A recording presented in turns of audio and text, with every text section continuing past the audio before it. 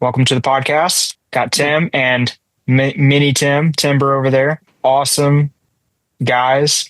Timber is an awesome archer, an athlete, plays baseball. Is that a wrestling photo on the wall? Yeah, he does a little bit wrestling, of everything. Basketball, cross country. That's awesome. Yeah.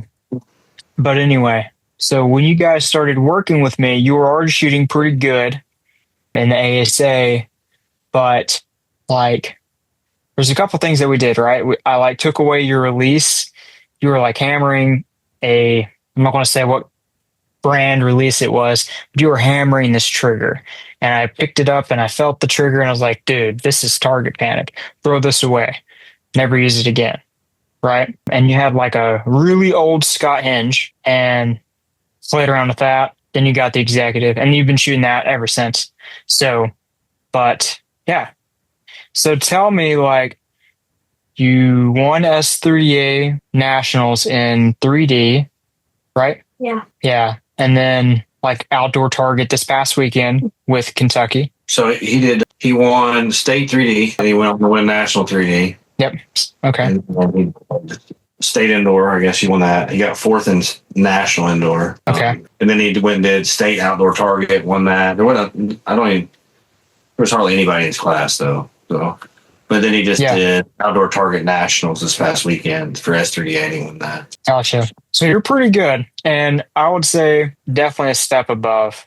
So, but for you, with your before and after, do you like shooting the hinge better than the button? Yeah. Yeah. So what do you like better about it? How's it feel? What's it feel different from your old button to how you're shooting it now? Just the way you pull through it? Yeah. So you just pull through it instead of just haphazardly. Better feel for him. I think he was just using the last one and now he kind of does what it's supposed to. Yeah, exactly. So, but yeah, you're growing like a weed. Where is the draw like that now? So I know that on the PSE, it's a little different. I think, are we up to 25 and a half? 25. We're at 25 or 25 and a half. I can't remember exactly. Seems like Yeah, he's at 20. I don't know if it's 25 or 25 and a half, but he's pretty bent now. His arm is bent the way it was when we were shooting at your place at 24. Okay. So, wow. 20, yeah, maybe even 23. He's grown a lot. I told a couple people this today. He went from a size 6 shoe to a 9 overnight. I had to buy 2 pairs of 9s yesterday. That's freaking awesome. It's definitely different. So yeah, we've been buying clothes like we've been buying shoes, and not that cheap. Yeah, Title 34. Yeah, I think is a good option then. Yeah, it goes down to the 24 and a half. So even if 25 was long, it'd still be good with 34. Kind of curious on what they're going to release. I know I've heard rumors of certain things coming out, but yeah, what are the rumors?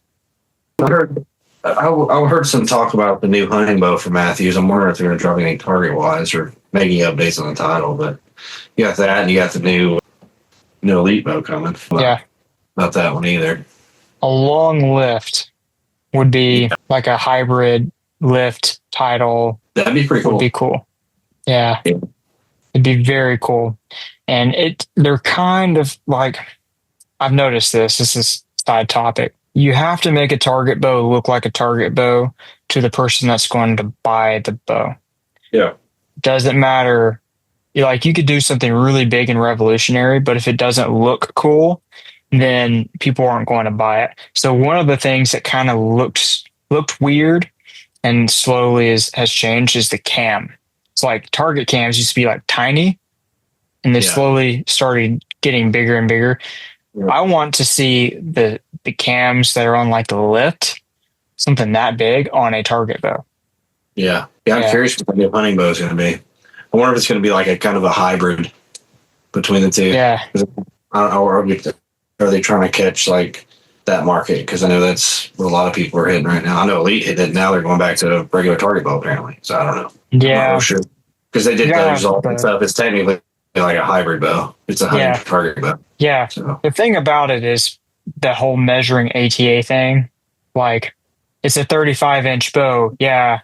But the riser is as big as like a Title 38, Yeah. on the exalt. So, but anyway, so Title 34, yeah, that'd be cool. I mean, you'd still have the 36 though. We sold the 36. It's gone. Okay. So we would go 36. I mean, he's still only 5 foot tall. So what's that? You're not. You're 5'11". That means you're 6 foot tall. You're 4'11". Get that tape measure out. We'll get that tape measure out, man. He's right at 5 foot tall. Maybe a 34 axle is going to be good. The Title 34. We haven't shot it. Have you shot it at all? I know he's tried. I would go try it. Try it first. I think Phorm will try it. Metropolis was just a nightmare. That's terrible. You guys didn't even shoot, right? Like you were shooting, but you couldn't count it. He didn't count, which hurt us because he was shooting great. Yeah. I think he'd be in that mid-20s pretty soon. Because it's funny things like where we started, all the targets that everybody was like nagging about, we'd already shot. We were going to all the short targets. So I'm like, yeah. We're about to walk into this thing and then they call it just out of nowhere. Like, yeah. I wish they had called it like 3 hours before. I mean, I sat there and like was miserable. My shoes were soaked. I was like, it's trash. But I get it. I mean, but they handled it, well. Dude, you might have heard me talk about this, but I was in the same boat. The second day, I was shooting really good. I was like 20th or something. The first day, I shot like 14 up with 1.8. Yeah. Pretty bad. When you're 10 up after 10 and you're only 4 up after the last 10, that's not good. Yeah. So, yeah. So, but I made some adjustments. I was 14 up with 8 targets to go. Yeah. So, and I was on a roll. I was hot. I was shooting lowers like really well. And usually if I'm not scared of a lower, I'm doing pretty good. So yeah, I wish I could have finished. I was one place off the leaderboard. So like they had it down there, after 30 targets. After my 10, I literally was like 26 up and 20, I think it was 28 above was on the leaderboard. So maybe there might have been a chance there. Yeah, I think it happened to a lot of people. Like you look at that Page and Madison Cox, they were having amazing rounds. They lost. And you go back all the way down to our youth level. Like Luke Jeffries shot his butt off. And yeah, I mean, that was amazing score. He didn't get counted for shooter of the year on that. And that stinks, even though he's going against Timber, that stinks for him because that was a great shoot for him. But I don't know, it's tough for everybody. I mean, it is what it is at this point. It's been a weird year. You got London and then you got Metropolis, and hopefully we have a good Coleman. I don't know.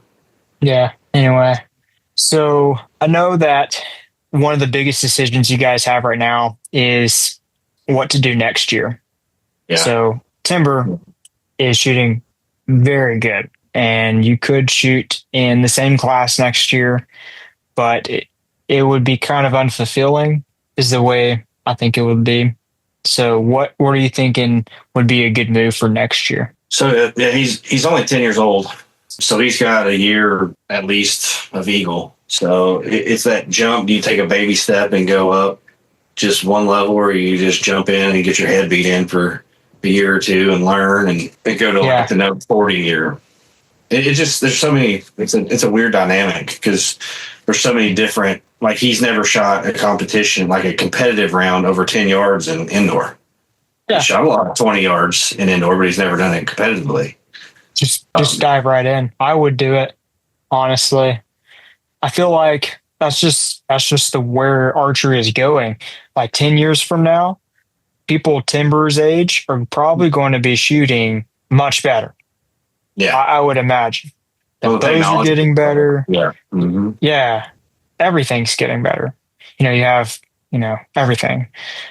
But, and the competition, more people that want to do it, the more people are actually going to practice and, figure out how to shoot better. So I would just do it now. If you go look at other sports, really good people at their sport, they push themselves at a young age. And like Bodie, for example. Yeah. Like I'll give props to Bodie. Like, I mean, the 660s at Lancaster, I mean, he's very young. That, like, Bodie's on a whole different level. So, and he's been shooting for a very long time. He's had an extremely good foundation. So that's something that I'd be open to. So setting that target. So what I would do, you guys are pretty much done with S3DA. Yeah, we're just wrapped up for the season. It's done this past weekend. We've got one more ASA. And we got state, ASA, and we got the classic. A classic. And then it's like after that, hunting season, maybe some indoor, getting somewhat transitioned over. I think right now our goal is to get Coleman over with and really get the bow search and that combination that fits him the best. Like maybe if we can come down there. What's the shop by you? We got Holmes and Bills. So Bills. Yeah, gotcha. We can come down there and check out some stuff. And I know we want to shoot Coleman some different bows, different brands, and see. There's a lot of good options. Yeah. Yeah. So there's so many good options, and I would have to vet them, and you would have to set them up and really see. But the title, in my opinion, I've shot a lot of bows. I've shot a ton of bows, and I really think the title is not perfect, but it's close. Yeah. It's very close. It is a really good bow, but at Timber's draw might be a little different. So that's something to consider. The PSC, the new Dominator 35, that bow, if you like the grip with the shoot through and you like the draw cycle with the cam, could be a contender. It's just, I think it's still got a $1,800 price tag on it. Yeah, the title's the same way. But you've never shot a shoot through. Yeah. I don't think he's. So you would have to see if you like the grip, because you might change your whole hand position just to shoot that bow. Be weird. But if you remember his preferred grip of that PSE is that middle angle. Pretty angled slant. Yeah, that's on his grip. Well, that same grip with the plates is on that bow. Yeah. So that's nice. But we keep going back. We pretty much keep looking at bows, and we end up keep going back to the Title 34. And that's in his mind. And like you remember when he was there, I mean, he bleeds Matthews. So cut him open and it's black and yellow.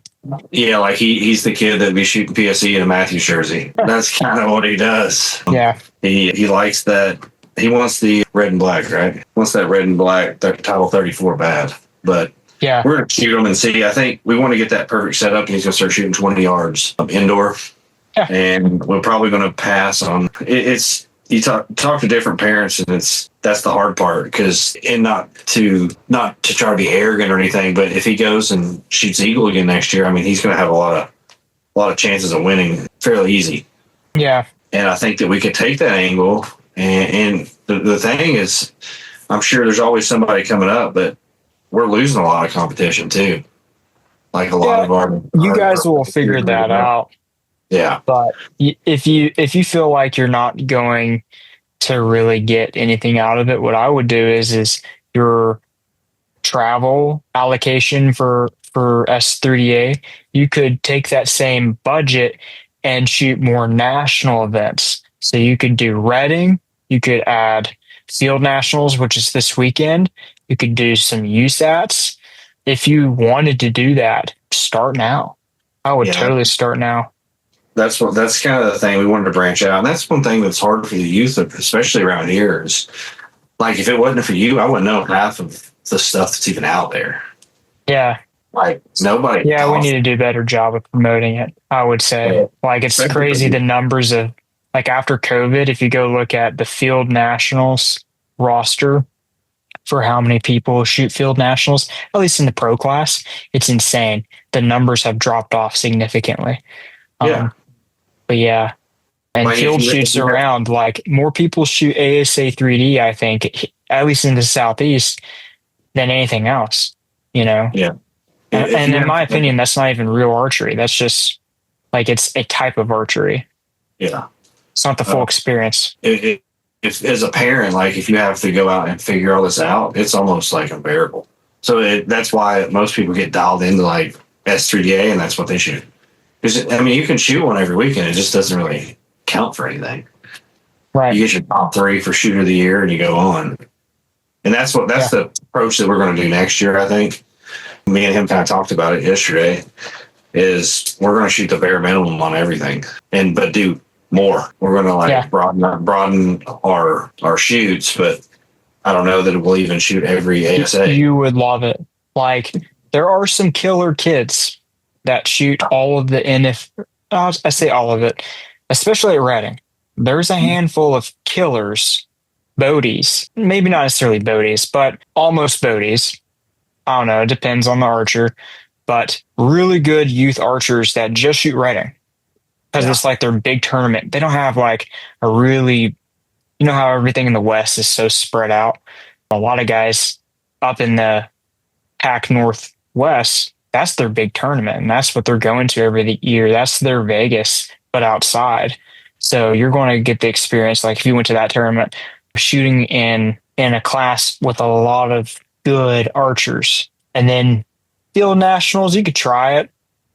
Don't know how, like, I wish I knew off the top of my head how the youth division is. Every time they hold that tournament in Yankton, which is in South Dakota, it has a very large attendance, especially when they have another national tournament when they're together.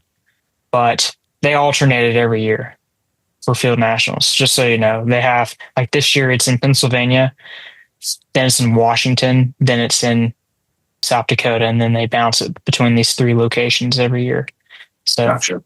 But we need to find the balance of like, at what point is he going to get complacent and not grow? If that makes any sense. So, it depends on what your goals are. Yeah, for completely different sport. Like take me for instance. I was 6'4" in 7th grade. I was really good, and then in the blink of eye, I didn't really. I just was good for a while. Yeah. And all of a sudden, I blink my eyes, and everybody's as good or better than me. Like I think he can do that. Like he could sit here at Eagle, and while he's an Eagle, like for instance, I brought up Luke Jeffries, an awesome shooter. He's going to go to youth next year. Well, he's going to grow in youth next year, and Timber's going to stay in Eagle.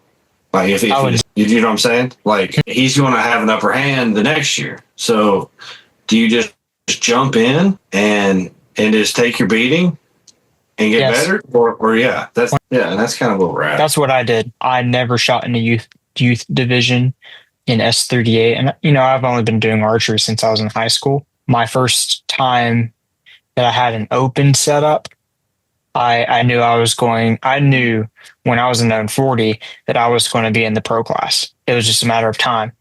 And I mapped out the time. By the time I graduated college, I would be shooting pro in the ASA. You just have to win out every year, maybe have 1 year, but the winning rate is so easy to bump out to the pro class. It really is. You just have to, shoot your bow basically. But yeah, so I wanted to make sure that I could shoot pro by the time I graduated college. So if I didn't shoot known 40 when I was in high school, I was in known 40 for like 3 years, just kind of pivoting around, shooting maybe one national event a year. And then it became like 2, like London and Metropolis. And then it became like all of them. And then from there, it's like, okay, we're doing all of them now. But yeah, if I didn't do that, I would be shooting like 23 diameter, you know how they do it with the high school class, 23 max. Yeah. And then shooting with little competition. I'd rather take that beating, which for me was 3 years in known 40. And then after that, I literally, when I was in known 45, I went to Paris, Texas. It was the first ASA of the year. I skipped Foley and I had no idea what to expect. I had my setup together and I got second. And I was like, okay, that's cool. That's what we did this year. Timber had never shot I don't know if I ever told you this. He never shot a 3D tournament until this year. Yeah, exactly. Yeah. Foley was his first 3D tournament ever. Yeah. Anyone. So, but yeah, that was my experience. For me, another thing that was big was when I got into known 45, I got stuck shooting no better than 22 up. I got stuck at a 45-yard max. The big thing for me after that, was shooting a button. When I went to a button, it sucked for a month. Like I was trying to figure it out and stuff. Like I'd shoot good, and then have like one really random miss, like, oh, I put too much pressure on it or something. or held forever.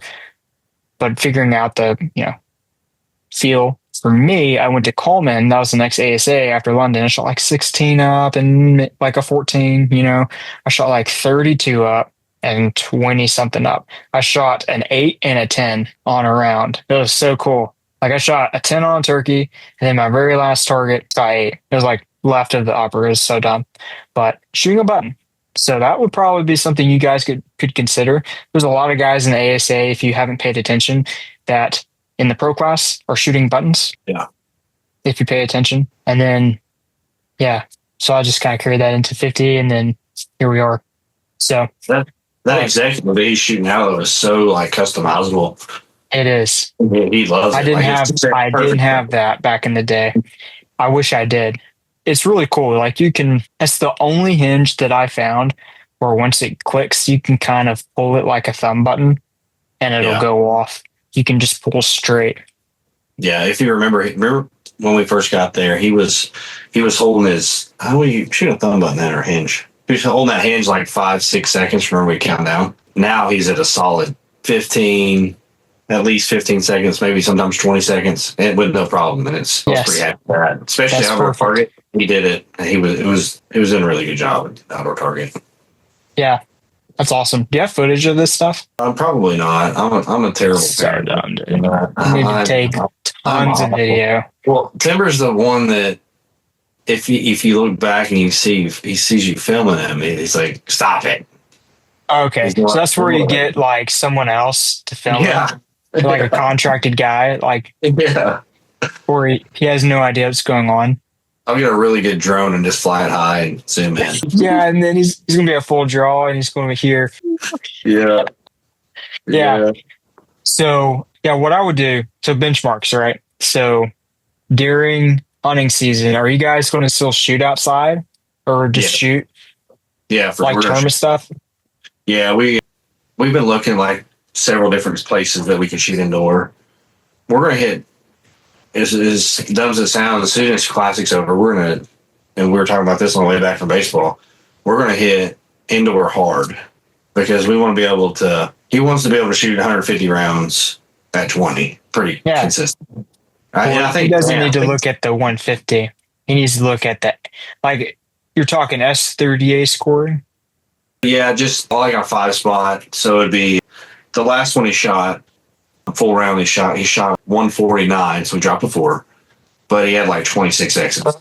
That was at that place, remember? No? Yeah, that was the last one he shot. It was a 149 26X at 20 yards. Okay. So, and that's and that's also with, I think that he could shoot a 150 now and be at that for 20 X's. You don't need to be looking from the outside in. You need to be looking from the inside out.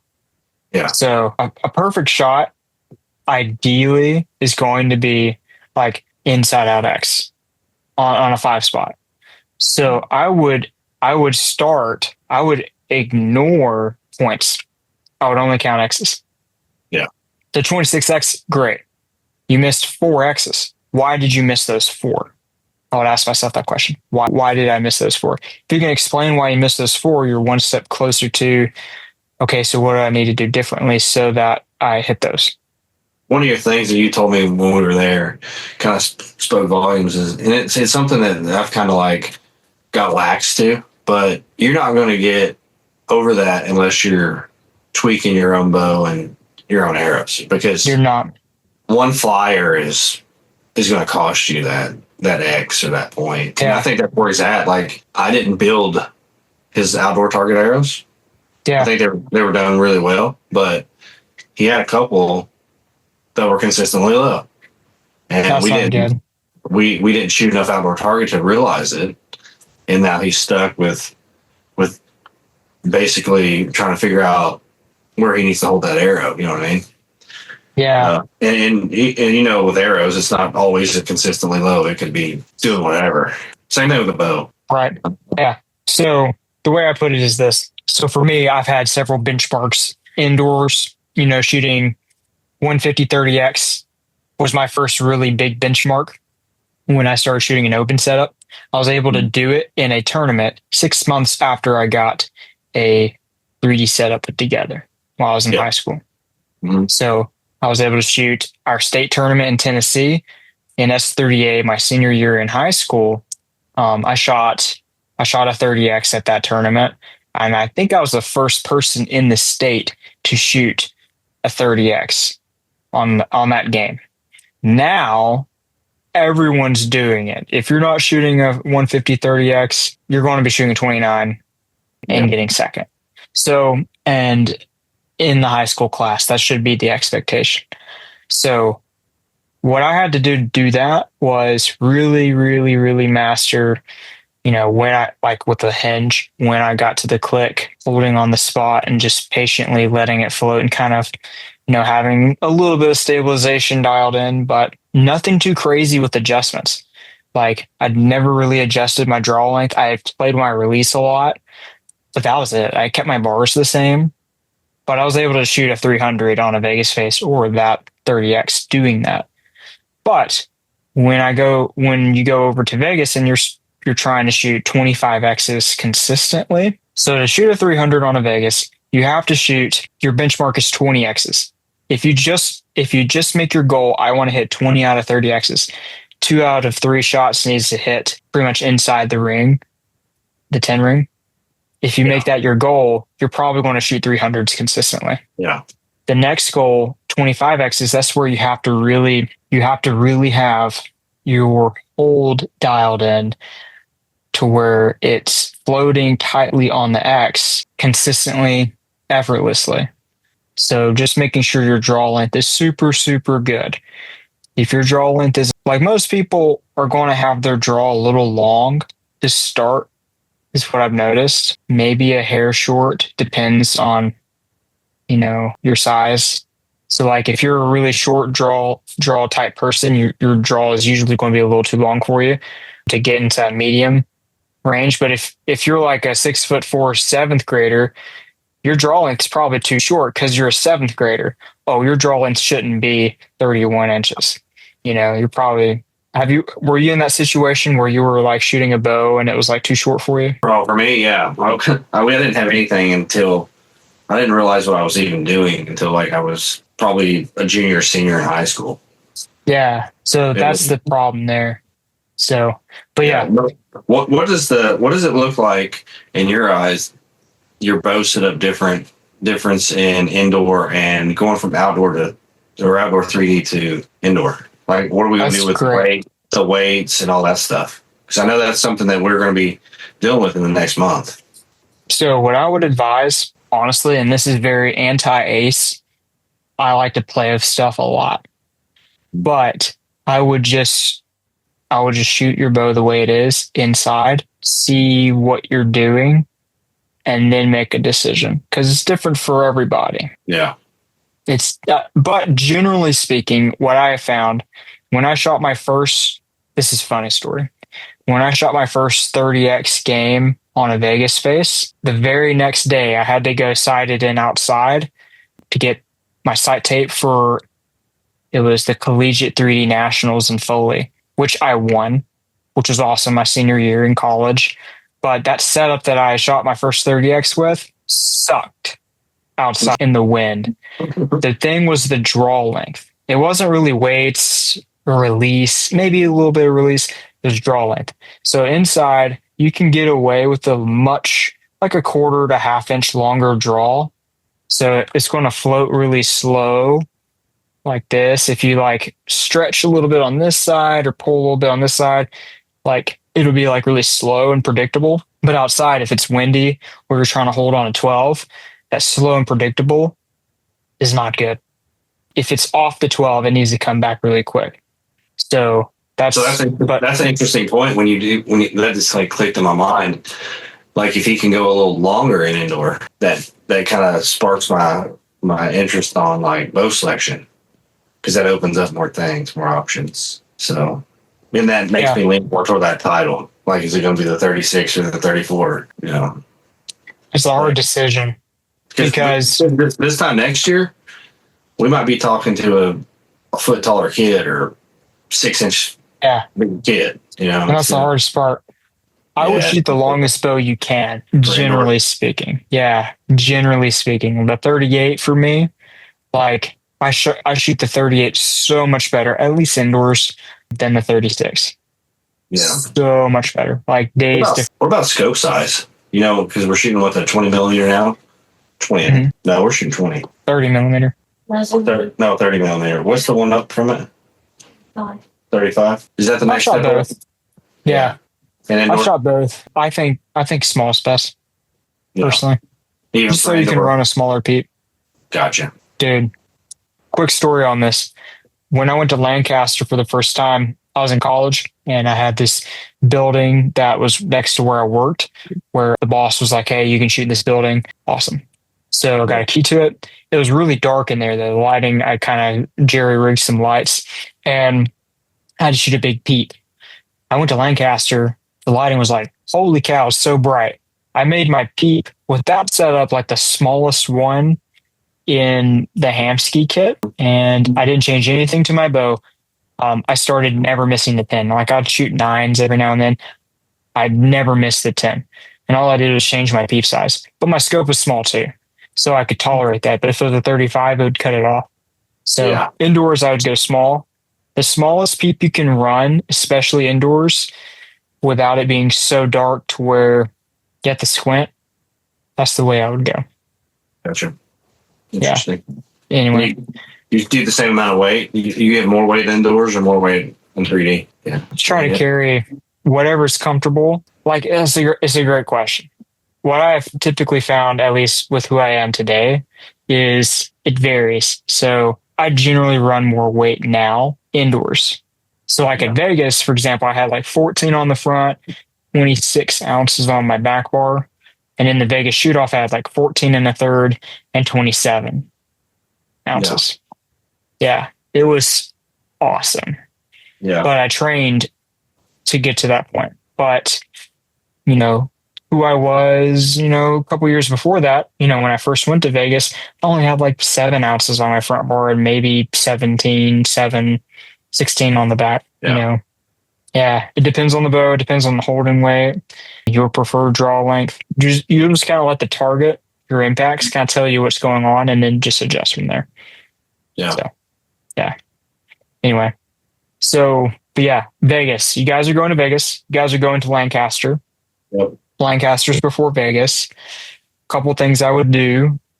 It's cold, freezing cold in Lancaster. Not that matters.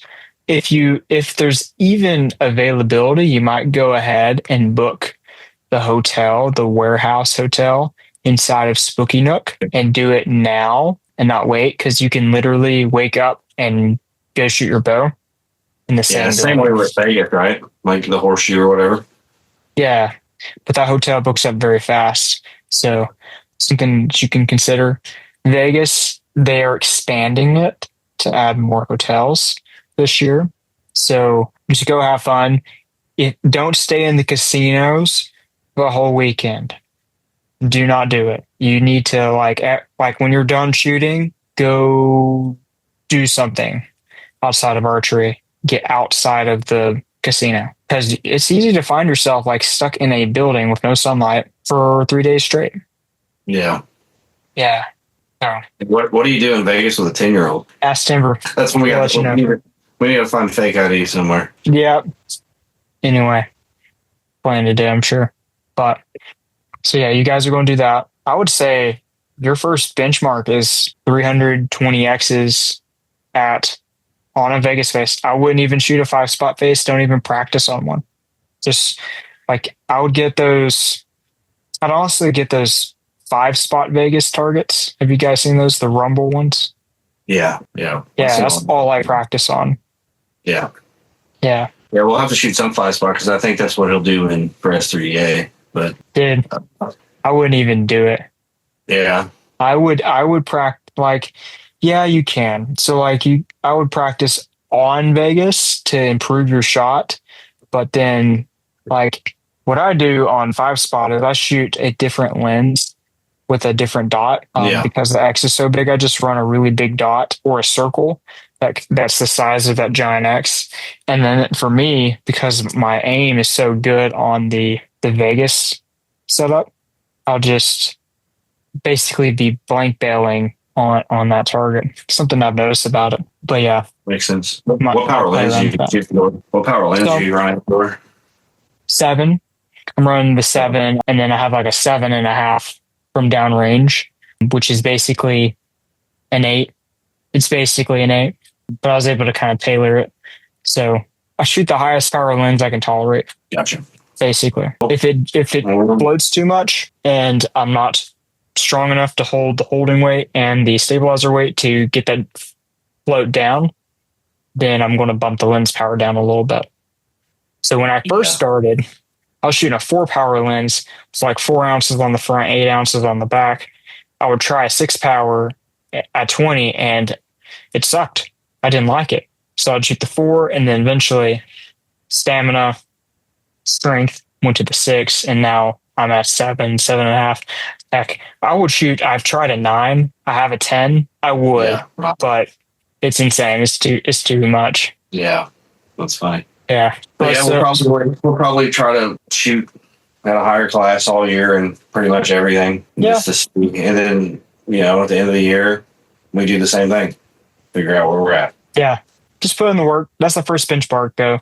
300, 20Xs, then make it 25Xs, then make it 30Xs on a Vegas. And then, shooting 40 yards, I'd go out to 40 yards and on 3D courses, establish a baseline, and then like 20 up is a baseline for sure.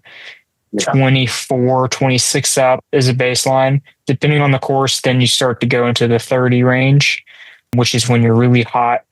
And yeah, if you're shooting 28 plus, it's a really good day. Yeah. For sure. It depends on the course though and your setup. But that's kind of where he's at this class now.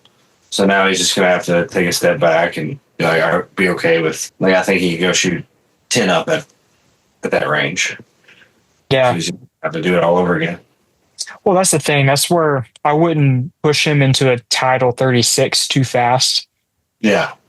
Because of the speed. Yeah.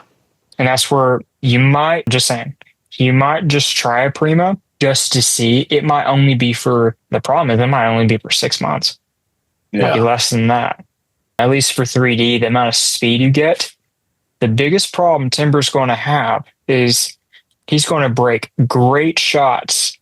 His pin is going to be on the 12. His peep is going to be centered. His level is going to be good. He's going to do everything right and still miss 12s. Yeah. Because his arrow is so slow coming out of the bow that he's making a tiny mistake that a faster bow would get away with. Yeah. At this point, though, we're 3 weeks. We have 3 weeks left of 3D. Yeah. So, he's 100% able to get by with a 25-inch in indoor. And by the time of 3D next year, he's probably going to be 26 plus. Yeah. Just the way he's growing. I'm not small, and he's finally taken off. He's kind of plateaued for a while, but now if his height and arm length does what his foot's doing right now, he's going to be a lot higher next year. So that's why I keep going back to the title. I don't see a reason of buying anything different. I think the 34 is more. It's going to have to be lighter. It's going to be lighter. But it's going to be lighter for him, and the performance is going to be there. So. Yeah. Yeah, that's the way to go. That's a big problem. His app is the weight of the bow is so heavy. I never realized how heavy a TRX is. Yeah. It's very heavy. Yep.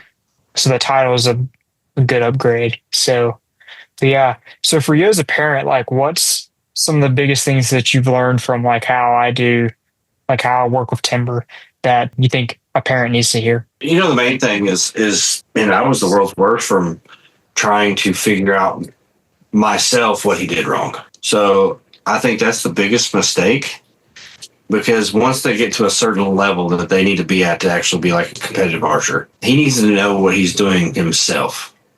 It's my job to keep him level-headed. I'm not shooting the bow, and that was one thing that I kind of took away from it. I think I kind of chilled out after that. I'm like, hey, you know what? He knows what he's doing. Once he could tell me, like, why'd you shoot an 8 or why'd you shoot low? He said, well, you know, I broke low.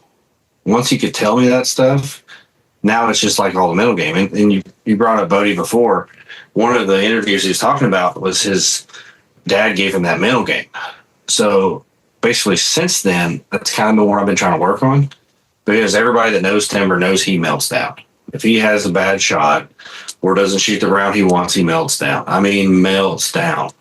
So I've just been focusing more of developing him as a person better than trying to make him better than me, because I'm the same way. And I think if I continue to try to keep him sound, then he'll be way better.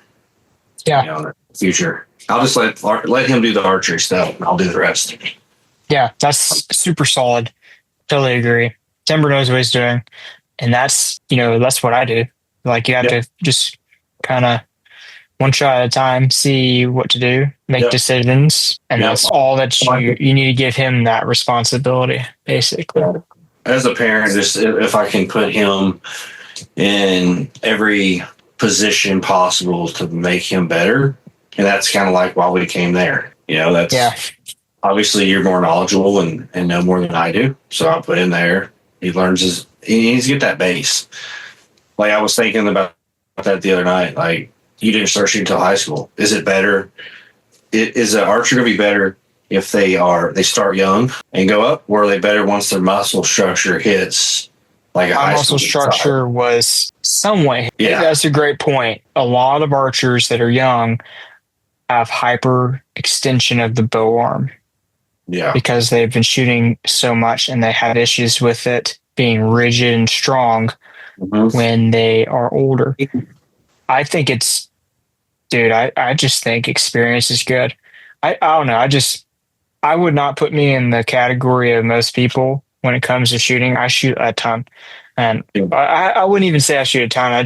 It's the biggest activity I do. It's like my hobby, and on that, so I take it very seriously. So, and I've been taking it seriously since, I first got my open setup together, basically. When I first started shooting a target setup, I was really serious. I wasn't like, I wouldn't take it, I would just shoot. But yeah. Yeah. One thing really scares me. So obviously Timber's got big dreams. He wants to be in your position one day. He wants to be a pro, blah, blah, blah, blah, blah. I think he keeps it up what he's doing. I think he's got a shot at that. But the thing that scares me is how many people on a daily basis, well, I wouldn't say daily, but like when you go to a shoot or something, oh yeah, I did this when I was young. I was really good when I was young. I don't shoot anymore. Like, you hear that all the time. Like, and that's one of the reasons I kind of want to move him up, because I'm afraid he's going to get burnt out and get stale staying where he's at. Just let him decide on it.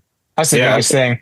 That's what I did. And that's another thing to consider. That's another thing to consider. I'm telling you, this is so good for anyone who's listening to this. I was the driving force behind like where I'm at as an archer.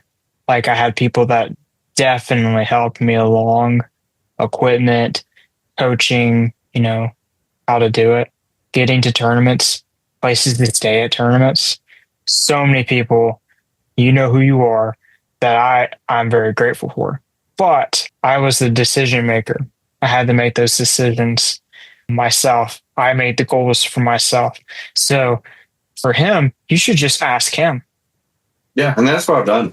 I mean, he has to leave with the decision, and you have to respect whatever decision he picks. But at the same time, like, there's a balance there. I understand that, but you have to make sure that, like, your kid, if your kid wants to focus on something else, you have to kind of understand why. For sure. You got to understand your kid. What drives your kid? So I think Tim just hopped off. I'm going to wait for him to hop back on. But yeah, it's so important. So important. Really have to have your own internal drive and know why you're doing what you're doing.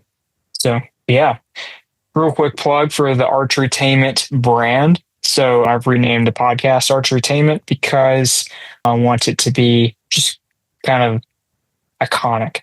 So we kind of know what's going on, kind of a spin-off of Patrick Bet-David's Valuetainment, but for archery. So hope you guys enjoy the podcast. I want to be bringing on several different types of guests, not just professional archers, but people that I work with, people that are doing really good, people that are working on stuff, the hunting community, that sort of thing.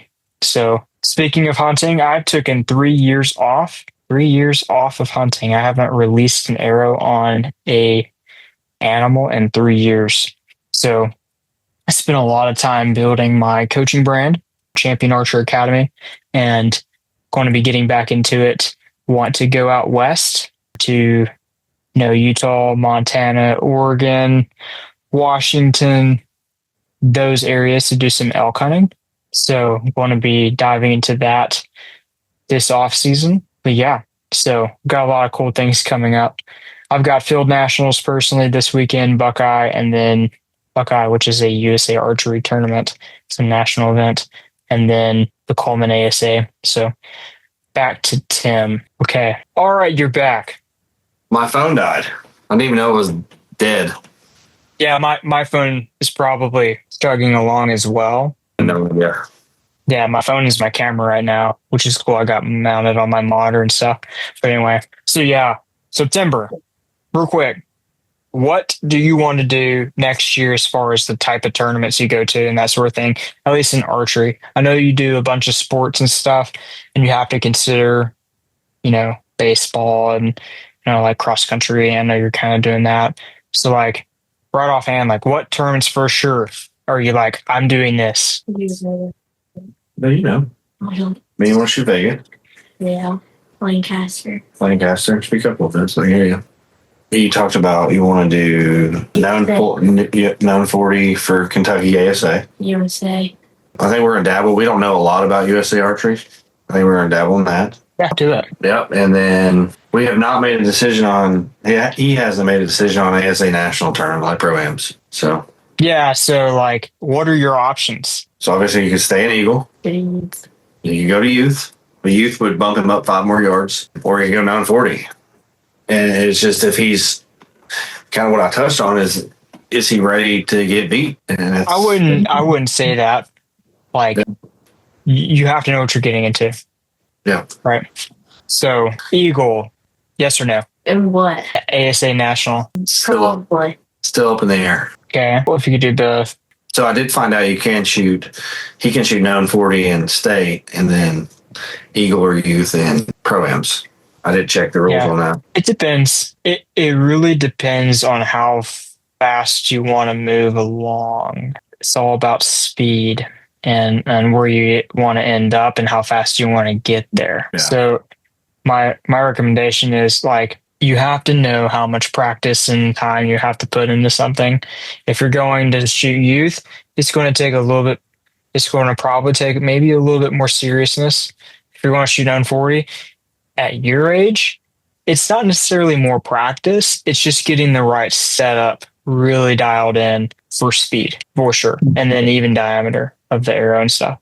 So, yeah, just depends. So, like, yeah. So you're 10. How old are you? 12? 10. You're 10? Okay. He'll be 11 by indoor season, so. Okay.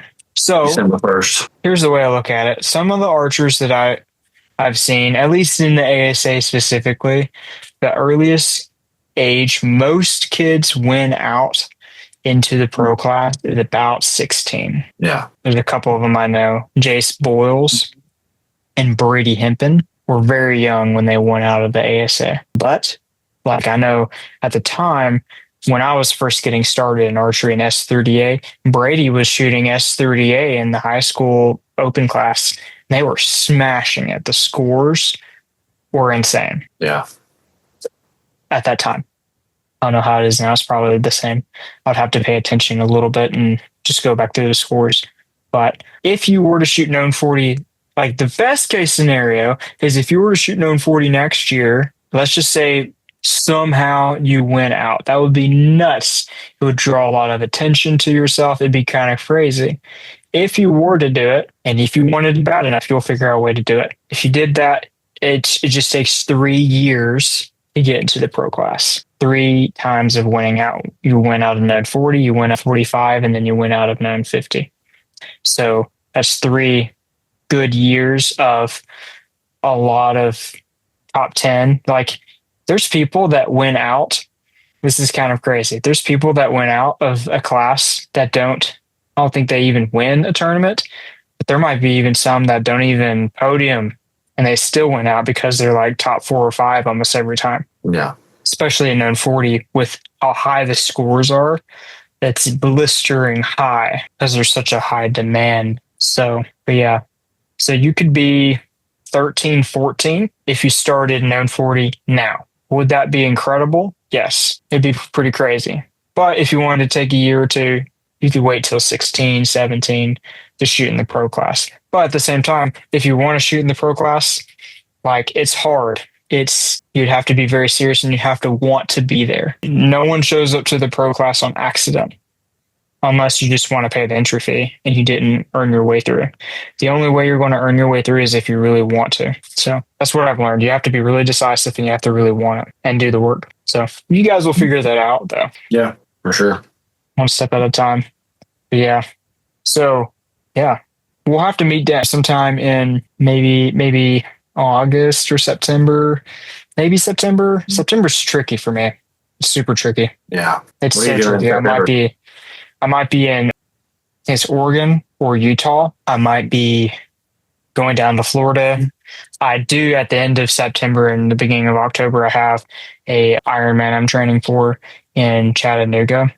So yeah, but October, middle of October is super open. So, yeah, October's going to be that crucial time right before indoor starts. For yeah, us. I would start a little bit earlier. No, we're starting just so you're not right after the classic. We're trying to shoot the indoor. It's better to be a little consistent and do it like, every week consistently, just a little bit at a time, than it is to try to like cram in all of your setup time in October. For sure. 100%. I never took a break. I was the same way, like the whole time. Like, I would take a small break for hunting for like a couple weeks, but that's about it. Yeah. So yeah, yeah. So, but anyway, that's pretty much everything. And do you guys have any questions or ideas, thoughts you'd like to share with the channel and stuff? What you got? Nothing. He said about 4 words this whole time. I know, right? That's fair. Yeah, I know I've talked a lot, but it's for a parent, you got to learn that you got to build that base of that pyramid first, or he's never going to get to where he needs to be. Yeah. So. Yeah, I want to look at all the other stuff Timber's doing. It's awesome. Stay after it. And advice to other people, you don't want to just do one thing. Like, if you just do archery, it's pretty boring. Yeah. So you gotta keep things broad, So, but yeah. Well, okay. I will see you guys later this week. Appreciate your time. We'll get this chopped up, thrown on to the channel, and it'll be really good. So I want to stop recording.